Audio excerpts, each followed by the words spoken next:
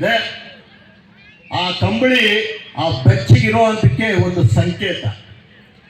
ತಾಯಿ ತನ್ನ ಮಗುವನ್ನ ಬೆಚ್ಚನೆಯ ಪ್ರೀತಿಯಿಂದ ಇಟ್ಕೊಂತಾಳಲ್ಲ, ಒಬ್ಬ ಪ್ರಿಯಕರೆಯನ್ನ ಬೆಚ್ಚಗಿನ ತನ್ನ ಅಪ್ಪುಗೆಯಲ್ಲಿ ಇಟ್ಕೊಂತಾಳಲ್ಲ, ಒಬ್ಬ ಗೆಳೆಯ ಇನ್ನೊಬ್ಬ ಗೆಳೆಯನ್ನ ಬೆಚ್ಚಗಿನ ಗೆಳೆತನದಲ್ಲಿ ಇಟ್ಕೊಂತಾನಲ್ಲ, ಅಂತಹ ಬೆಚ್ಚಗಿನ ಫೀಲಿಂಗ್ ಅನ್ನ ನಾನು ನನ್ನ ಜನಕ್ಕೆ ಕೊಡಬೇಕು ಅಂತ ಯೋಚನೆ ಮಾಡಿ ಈ ಒಂದು ಕಂಬಳಿಯನ್ನ ಸಾಂಕೇತಿಕವಾಗಿ ಕೊಡ್ತಾ ಇದ್ದೀನಿ. ಬಿಟ್ರೆ ನಿಮ್ಮ ಮನೆಯಲ್ಲಿ ಯಾರೋ ಕಂಬಳಿ ಇಲ್ಲ ಅನ್ನೋದು ನನ್ನ ಉದ್ದೇಶ ಅಲ್ಲ.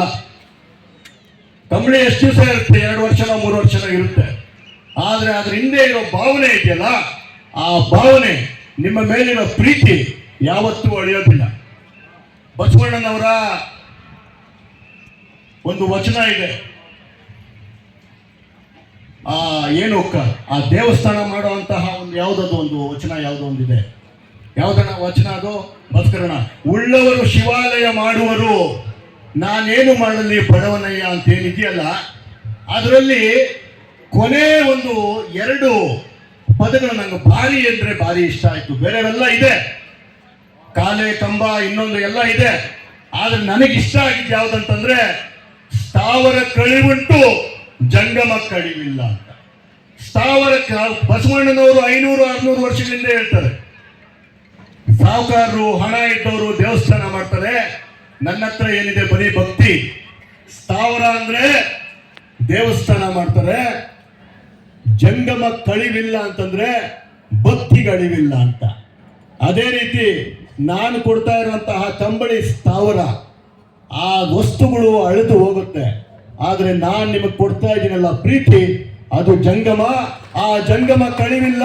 ನಿಮ್ಮ ಜೊತೆ ನನ್ನ ಕೊನೆ ಉಸಿರಿರೋವರೆಗೂ ಯಾವುದೇ ರಾಜಕೀಯ ಉದ್ದೇಶ ಇಟ್ಕೊಳ್ತೀರ, ಮುಂದಕ್ಕೆ 100% ನಾನು ಎಲೆಕ್ಷನ್ ಕಂಟೆಸ್ಟ್ ಮಾಡಬೇಕು ಅಂತಿರೋದು ನಿಜಾನೇ. ಆದ್ರೆ ಅದೊಂದೇ ನನ್ನ ಉದ್ದೇಶ ಅಲ್ಲ, ಅದೊಂದೇ ನನ್ನ ಉದ್ದೇಶ ಅಲ್ಲ. ನನ್ನ ಉದ್ದೇಶ ನನ್ನ ಕೊನೆ ಉಸಿರಿರೋವರೆಗೂ ಸರಿಯಾದ ದಾರಿಯಲ್ಲಿ ಹಣ ಸಂಪಾದನೆ ಮಾಡಬೇಕು, 1000 ಕೋಟಿ ಹಣ ಸಂಪಾದನೆ ಮಾಡಬೇಕು. ನನ್ನ ಚಿಕ್ಕಬಳ್ಳಾಪುರದ ಜೊತೆಗೆ ಇನ್ನಷ್ಟು ವಿಸ್ತಾರ ಮಾಡಿ ಯಾರ್ಯಾರಿಗೆ ಅವಶ್ಯಕತೆ ಇದೆಯೋ ಅಲ್ಲೆಲ್ಲ ಹಣವನ್ನ ಹಂಚಬೇಕು, ಒಳ್ಳೆ ರೀತಿಯಲ್ಲಿ ಹಂಚಬೇಕು. ಮಂಚೇನಹಳ್ಳಿಯ ಈ ಒಂದು ವೇದಿಕೆಯಲ್ಲಿ ಹೇಳಕ್ ಇಷ್ಟಪಡ್ತೀನಿ, ಮಂಚೇನಹಳ್ಳಿಯ ಏನು ತಾಲೂಕೇನಿದೆ, ಅಲ್ಲಿನ ತಾಲೂಕು ಆಸ್ಪತ್ರೆಯಲ್ಲಿ ಒಂದು ಮಹಿಳಾ ವೈದ್ಯಾಧಿಕಾರಿ ಇಲ್ಲ.